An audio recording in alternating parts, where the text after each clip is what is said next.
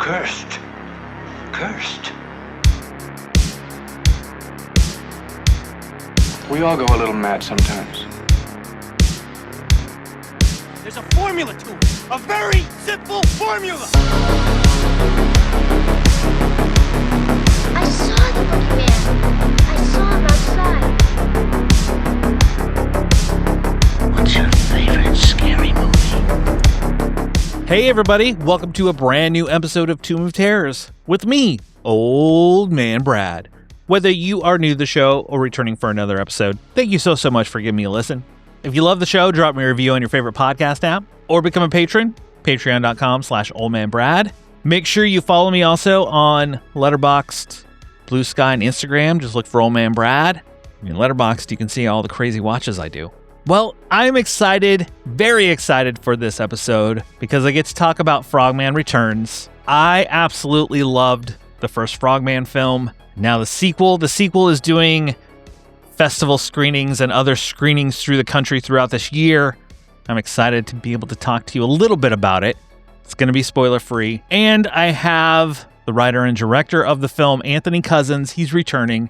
He came on to talk to us about the first Frogman when it came out, but I'm also joined by Chelsey Grant this time. She played Amy in the first film, and she returns in Frogman Returns. So I'm super excited for this episode. I've been waiting to talk about this movie for a while. Before we dive into it, if you're in the Cincinnati area, come out to Frightful Fridays on the third Friday of the month. So thankful to be partnered with the Esquire Theater to host a horror screening once a month. We're still working on what our next screenings will be, but you keep it right here. You'll be the first to know. Just watch on the third Friday of every month at 10 p.m.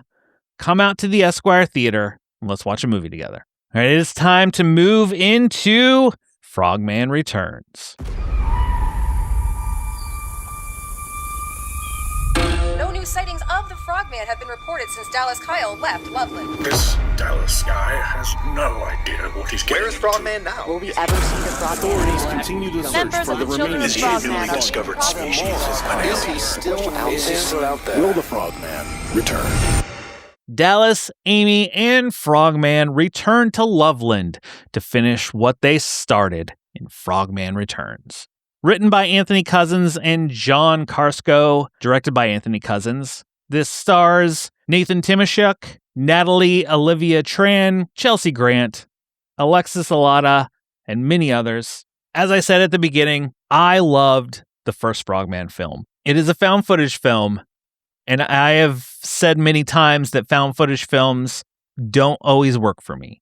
But every so often, ones come along here and there that just work out or click. Frogman is one of those. I live 10 minutes from Loveland, Ohio, where the Frogman is from. So seeing when this movie came out, I was really excited to see what they did with the famous cryptid, the Frogman, who has a magic wand. He can control people's minds. I'm excited to see what they do. And the way that the found footage film of that first one was done, it worked for it. The way it kind of went crazy. And of course, you know, you get the buzz after Frogman fucks. When I heard that Frogman Returns was going to get made, I was really excited for it to finally come out. And right now they're touring the movie through festivals and various locations. We had a Frogman festival out here. I did not attend the fest, but they had a separate screening where they showed both films back to back. So I got to attend that with Chelsey and Anthony in attendance. And then I connected with them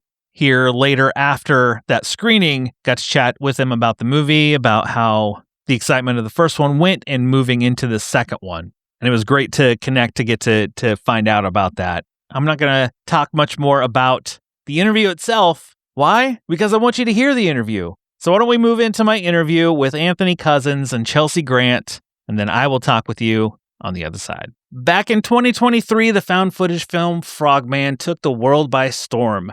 Now he's back in Frogman Returns, and here to talk about the film is the Frogman guy himself, Anthony Cousins, and the one and only Norma Jane, Chelsey Grant. How you doing today? Good. So good. Anthony, last time you and I chatted about Frogman when you came on the show. Previously, it was before the first film even came out. How has that ride, and for you too, Chelsey, how's the ride of this came out to the world and it kind of, you know, people fell in love with it? How's it been for you? Are you talking to me, Anthony? Yeah. I feel answer this all like, the time. You go for one. oh my gosh, okay. I mean, I don't know. I think it's special. I feel like we were definitely ragtag crew, excited about this weird, funny thing. And we all kind of admire each other and each other's weirdness and each other's work as artists. But then getting to make this thing, like, we had no clue that anyone would really enjoy it. We know we enjoyed a lot of it. And so I just feel very, very lucky. We've talked about this a lot, Anthony and the rest of the team and I, where we're like, wow, just the timing of so much of this, for some reason, catching the right breeze at the right time when certain things hit. Just feels very cool that our weird little group of nerdy friends and talented people, but like very weird thing that Anthony and the rest of the team decided to start up is out there now. And some people really like it, which is crazy. Yeah. Very, very different experience than the one I'm personally currently having with the new movie, which we could get into. But yeah, with that first one, we released it and I've never been more scared in my life because I thought it might have been a giant waste of time and money and my friends' talent and time. And I didn't think anyone was going to care really, or I was worried that they weren't. I mean, I was so demystified with the first movie by the time we released it. I was like, I don't know if this is cool or interesting or I don't know what to think of it. So it was very, very surprising to me when people wanted to watch it and then ended up liking it also. Did you always have an idea of the sequel, Frogman Returns? You're like, if this does take off and they want more, I have the continuation. No, definitely not. I don't think we even talked about doing a second one until the first movie was like done and released. Like even for fun, if we did do a second one, what would it be? I don't think we ever had that conversation until the first one was behind us. And it came pretty quickly and naturally from the point that Rotting Press asked us if we'd want to do a second one to us doing it. I mean, it was a pretty damn quick turnaround, but the story flowed out of John and I really fast. And there was a few different, I'd say there was like 4 different versions of what Frogman Returns could have been. And then the one that we ended up with is kind of the best parts of all 4 of those. But yeah, it was going in some weird places. There was a lot of weird ideas. There was definitely some where John and Anthony would come to me and be like, are you comfortable maybe if Frogman went this direction? And I was remember being like, oh no. But yeah, like Anthony said, I don't think anyone thought, not that we were mean about it. We just didn't know that, very rarely in indie film do you get the chance to make sequels for things anyways. So I just don't think, I think if anything, we would riff sometimes as jokes, on set. Maybe it's like, well, what if after the movie Dallas did this? Or what if Amy did this? And it's like, that's more like character-y chit chat and stuff. But the fact that you guys were having legitimate conversations after Rotting Press, I think we all were like, what are we doing? Oh my gosh, that's crazy. But yeah, you guys jumped in so fast. Did any of those little conversations after the fact of like, oh, what if this, did any of those little pieces, those little nuggets kind of make it into Returns? For sure, yeah. I mean, yes. I was like, we don't want to spoil and give anything away, but yeah.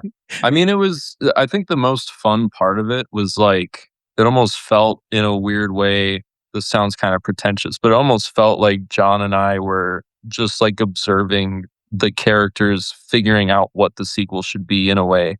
It was like, it's kind of a strange experience because they're so, Amy and Dallas are so fully formed by the end of the first movie that when it was like, okay, what happens next? It's really easy to figure out like where they would be and what they would want next, what their next like goal or mission would be and how they would approach that because of what they went through in the first movie. So I don't know, that made it super easy. Now, once you got it nailed down, kind of, all right, I think this is the direction we're going to go, and you're getting ready to set up production, to film it. Did you feel a lot of pressure, Chelsey, for you coming back as Amy, and you kind of, okay, here we go, it's go time, we're making the sequel to Frogman? Was there a lot of pressure on your shoulders?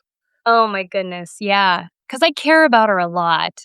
And it's kind of was a character that grew from, a lot of friendship with Anthony and John and our SFX team and, just the whole entire team that came together for the first one. And Nate as Dallas and Benny as Scotty, the first day on set was the first day I'd gotten to work with them. And that experience was crazy. And now that it developed, and I was like, oh my God, it might have been easy for y'all to write, but Amy ends in a pretty devastating position at the end of the first movie. And so it was a lot of pressure. And even though most of my background and training is as a dramatic actor, I thought, great, this will be great. But there's something so special about coming back for a sequel. It's the same world, but yet it is new. And I think I just wanted to do her and the Frogman world justice. So there was a lot of come to Frogman moments where I was going to Anthony and John a lot, just being like, am I clocking this right?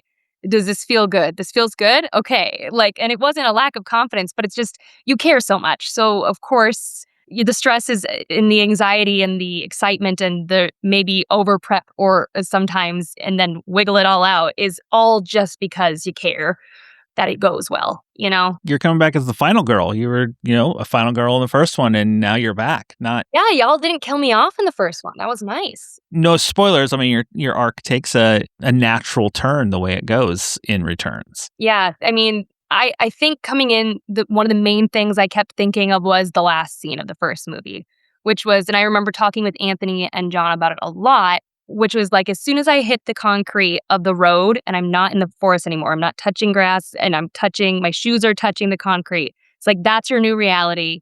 Scotty's not there anymore. Your whole life trajectory might be completely upset because this massive trauma has happened to you. And someone that you thought you trusted, which was Dallas, really kind of rang out your friendship for every drop it was worth and trust. And so going from that into the next movie, I just kept coming back to that moment of how that was pretty much rock bottom for her. Where does she go from there, and what's her relationship like with everyone else that comes into the next movie, not just Dallas, but every character that she has to interact with. What challenges coming into a second one did you kind of hit as you're making it? Obviously, any movie, you're like, well, we'd like to have more money. Obviously, that aside from that challenge, but I think the biggest challenge for me was figuring out how far I could push this story in a new direction without it feeling like it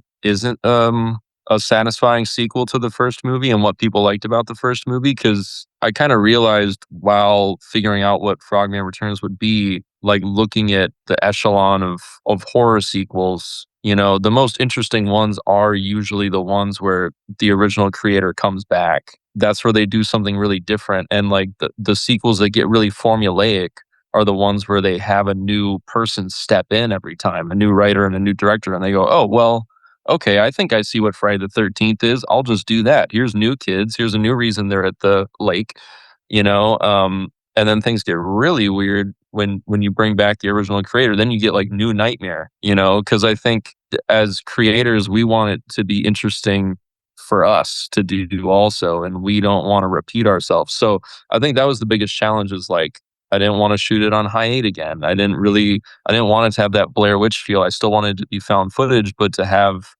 a bigger scale, and go to some crazy places. So I was a little nervous about that at first. I think ultimately I was like, I like what we tried to do in the first movie, and I like what we're trying to do with the sequel. So hopefully most people that like the first movie will like what we chose to do. But it is so different that I was a little worried that people are going to be like, oh, why are they doing this? And why isn't it, shot on high 8? With that, were you as nervous getting to show Frogman Returns to an audience for the first time?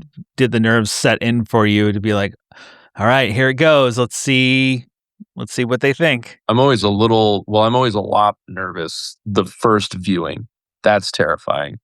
But I'm always just a little bit nervous before every screening. But honestly, it wasn't as bad as the first one. And I think a big part of that is like how quick our turnaround was. Like, we shot this in May/June of last year, and then we premiered it in October of that same year, just a few months later. And the first movie we lived with for years before showing it to anybody. So I think the pressure built up on the first one in a way that it didn't have time to on the second one. And that was like really, I didn't have time to get sick of the second one like I did the first one. So like, and there's so much there's so much VFX and sound design in the second movie. Like there's like so much of what makes the second movie what it is done in post, which I almost feel slightly removed from, because like I tell these guys what we're looking for and then let them loose, and then I get to watch the movie with these new elements to it, and it feels completely new to me. So I'm like, whoa, this is awesome. And I can like almost enjoy it in a way that I've never been able to enjoy something I've directed before. What about you, Chelsey, when those first screenings you got to go to of like, well, yeah, the first screenings were incredible. But even before that, because I was fortunate enough to help the team and the main producing team, I helped co-produce. So I was seeing cuts too. And I remember, some of the roughs, and you're like, Charles, and I was like, I know. It's just hard because, it's just, you just have no idea, especially from perspective of an actor. You just put all your trust in the team and the director, and then you put all the trust in post-production, and then you show up to the theater and then you see what the heck happened. And John Carsko and I were in a movie in South Dakota, and we were driving home, and Anthony, you had sent the newest cut with a lot of the VFX and a lot of the sound design. And I actually was like, Carsko, next gas station. Oh my, I said, holy fucking shit, this is a movie. And I said, I don't even know. And I just said, oh, that was cool. That was cool. And it was still in a rough state, but we both just kept saying to each other on the drive home, oh, this is a movie. I think this is a movie. And I don't know, there's a point at which you put so much out in the ether, I think, in making any story that you're almost confused if it's actually going to be the thing that you want it to be. So the fact that we both kept saying it's a movie, right? Are we being conceited? It's a movie. And it's not to say like this is the best thing ever. It was just so palpable that, gosh, I just started admiring each department as I was watching it. The other actors, oh my gosh. I mean, the design, the characters, the VFX, the sound, Anthony especially, when he mentioned that. I mean, that was something he said he really wanted to make important in the sequel. And I think that was one of the first things that my mouth was open, and it was so exciting for the team. And so there was that like little mini screening that I had on our road trip after a project, and John and I in a gas station. But then first one I attended with Anthony was Film Quest in Utah, and that was a beautiful experience. It was really, really lovely. And then, we just came from a Frogman Festival, which is always an absolute crazy joy to attend, because there's just like the love is overflowing that you can't ignore how much people love cryptids and kooky stories and passionate people. So yeah, I feel very, very lucky that, I mean, wow. Like Anthony said, we had a long time to freak out about the first movie. And this one, we kind of just got thrust into saying, okay, it's screening now. And I think that was really healthy for us this time around. And it was screening with, tweaks. Even when you were out here just a few weeks ago, you were like, this is a cut. I haven't seen this cut yet. They made some changes here and there, and I haven't seen this one. This one's new. So, still just kind of getting fresh. It where it needs to be. As it's played, it's played like South by, Film Quest, and many other festivals, as well as other screenings. How has the audience reaction been to Returns? It's been great every time. And, it's just interesting how different every audience is. Like, we premiered it in Knoxville, which is like a horror crowd, but they do know their cryptids because they're kind of in that hotbed of cryptids too.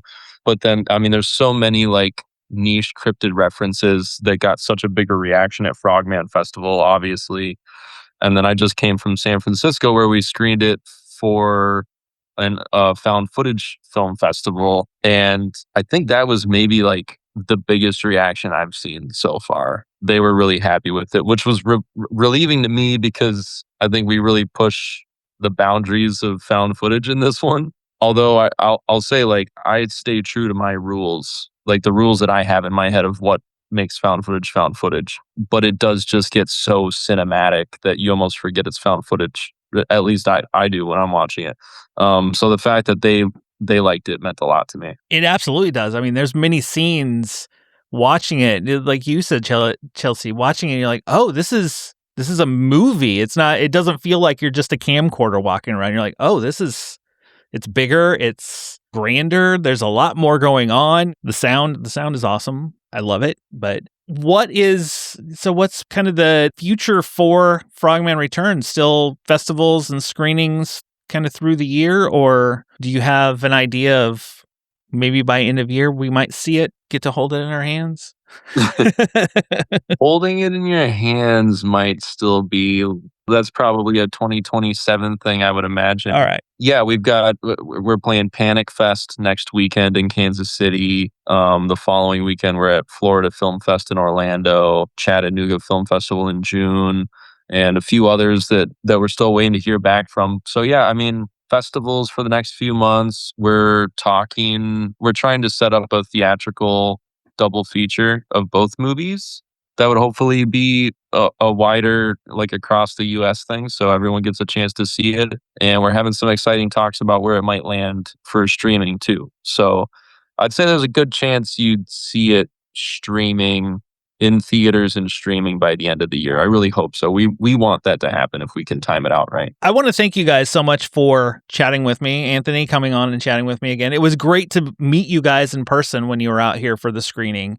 And anybody listening, if you get a chance to see 1 and 2 together, that's how I saw it. Fantastic being able to see them back to back, to kind of see the whole progression as it goes. Where can people follow along to both of you to, watch where Returns might be playing near them, or what you have coming up after that? Frogman Movie on Instagram, and then I'm at cousins_Anthony on Instagram. And I just repost everything from Frogman Movie. But I'm at Chelsey Grant _actor. But I do just repost everything that Anthony posts about the movie, because again, it's just what a whirlwind that people like our group of misfits making these weirdo things, It's pretty fun. But yeah, that's all you'll find me on the gram. And I know our screening that I went to here, yes, we're close to Loveland, and it was Frogman, so everyone was extra excited. But I mean, a lot of those people I saw a couple weeks ago at Horror Hound, and we were still gushing about the movie. So, oh, that's good to hear. That's awesome. Give you kudos for Frogman Returns. Thank you. You don't have to be just the Frogman guy. So we the next movie it can be something else. We'll see. Frogman's taken at least a year off. We'll play with some other creatures and some other things first. We're making more movies this year, but it's not going to be Frogman. But like I said, I just got out of The Mummy Returns, and I'm ready to write Frogman 3. I just think we need a lot of money, but I want Dallas to go to look for Frogman in his tomb. I will say, I'm shouting out Anthony because he mentioned it briefly, but the amount of things percolating in that man's mind is pretty awesome. So yeah, I'm excited for what you do next out, obviously within Frogman layer and realm and world, but also outside of it. It's exciting stuff. I'm fangirling, and I've known Anthony for a decent amount of time at this point, and I'm still excited about it. I'm excited to see what he has next. I mean, seeing what he did in Scare Package and short films you've done, and then Frogman, like, you have some ideas. Yeah, we should do more Scare Package. We need more Daisy stories. Not dead either. What's Daisy do next? I know, and I love, there is a small little teaser in the second Frogman. Amy does mention the character named Daisy. See if you can catch it. Oh, yeah. That's right. There's a few little Easter eggs. Watching it back to back, even I didn't know some things were referenced when I watched them back to back. And I was so excited that there was little Easter eggs hidden in referencing each other. It's pretty fun. Well, see, everybody, that's the way you have to see it. Thank you both again for chatting with me. I really, really appreciate it. And best of luck with Frogman Returns and everything you have next. Thanks, Brad. I want to thank Anthony and Chelsey for chatting with me. It was great to talk with them again. It was great to meet them a few weeks prior at the Frogman Returns double feature. I mean, I talked to Anthony a few years ago before Frogman came out. So, getting to to kind of chat with them again was a blast. I absolutely loved it. Can't wait to see what they do next to be able to talk to them some more. So as I said before we dove into the interview, I love the first Frogman. I live close to Loveland. I don't always love found footage, but the first Frogman film hit just right. So I was really excited for Frogman Returns when it was announced. We got teases, the little teaser trailer that they did with Frogman's hand coming up and catching the wand. Awesome tease. So getting to see the continuation of the story, curious to see how it goes. And just to let you know, I'm going to keep this spoiler free because there is a lot in this movie. One, I don't want to give away to ruin it. And I mean, I guess it's one and only. I just don't want to give away some things in this film that would ruin it, because that's the great thing about this one are the surprises. There are a lot of surprises through the film. There are some Easter eggs. There's some characters that you're going to want to see and other pieces to open it up for even more films. But Frogman Returns, I mean, it picks up pretty close to after the first film ends. There's some text at the beginning to let you know, to kind of catch you up. Hey, the Frogman movie came out here. This happened. Now we're a little bit down the road, not far down the road, and then we're going to pick up with Dallas. Start with Dallas and what he's doing. In this film, it is also a found footage-esque film, but instead of using the camcorder like they did in the last film to give it that staticky, grainy look, this one's using higher res cameras, and it's written into the movie why they're using the cameras they're using, and it gives it a completely different feel of the film. Because as you're watching it, it is found footage. It is a camera following them around, but there are many moments within this film that you even forget it's found footage. You just kind of immerse yourself into the film itself, and you're like, oh my gosh, I'm watching a real movie here. That look gives it a whole different aspect than that first film. And I loved that Anthony changed it up like that. He just went for it. He's like, you know what? We're going to change it up. We're going for it. I mean, it's bigger. There are some awesome practical effects. There are a lot more VFX in this one than the first one, and just so much more going in. I don't think I can give a whole lot more about the film without spoiling anything. I don't even want to give you much of the story. Let's just say they're going back. They're trying to find the Frogman. I mean, Frogman Returns. That's what the whole thing. They're trying to find Frogman. Chelsey's Amy has an awesome arc to her story to where we left her off in the first film. Dallas is just trying to figure things out of what's going on, you know, because he basically fucked up in the first one. But if you get a chance, if Frogman Returns plays in your area, go see it. Especially if you love the first one, you won't regret it. I was fortunate enough to see them back to back, which was really cool to see just the story continue on. I know it's playing mini festivals. The week this episode drops, it's getting ready to play at Panic Fest, and it has other festivals and I think some other screenings going on. But watch for it. Put it on a watch list. You're going to want to see Frogman. It upped everything. It was for the good. Some changes here and there, and I loved it. As I said in a short review after I saw it, Frogman fucks again. I gotta leave you with the double feature. There's only one double feature that you should do with Frogman Returns, and that is watching the first Frogman. You should, if you can, you should watch them back to back. If you're fortunate enough for both of them to screen for you, 100% that is the way you should do it. But if it's one of those like, okay, you see it later when it hits digital or streaming, watch them back to back. When this comes out, I will buy it, and I will probably do that. I will watch it back to back. Well, that will do it for my ramblings of Frogman Returns. This was probably one of my most anticipated movies of this year, and it didn't disappoint. It kicked ass in every possible way I could have wanted it to. Getting to meet Chelsey and Anthony in person at the screening was awesome as well. Hopefully we get more in the Frogman world, more Frogmans or other. I will be there for it, anything that comes out.